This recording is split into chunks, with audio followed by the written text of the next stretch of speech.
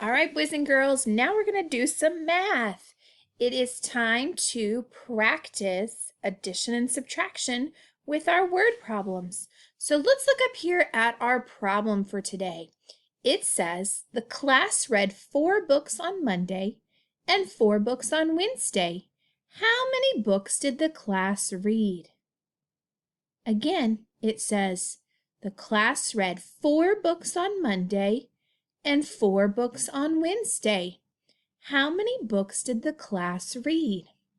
On the next page, you're going to use this to solve the problem. You're going to use this spot right here to draw your picture. I want you to think about, are we putting together or taking apart if we read 4 books on Monday and 4 books on Wednesday, and we want to know how many books did we read all together? So you're going to draw your picture in the box.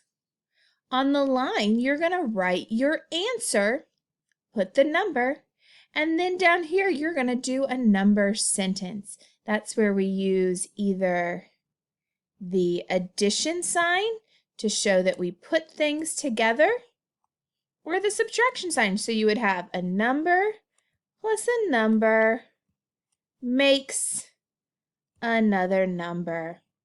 Okay, I can't wait to see what great work you do. One last time, the problem is the class read 4 books on Monday and 4 books on Wednesday.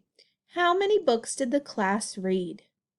Don't forget to hit the done button when you're all finished so I can see your work.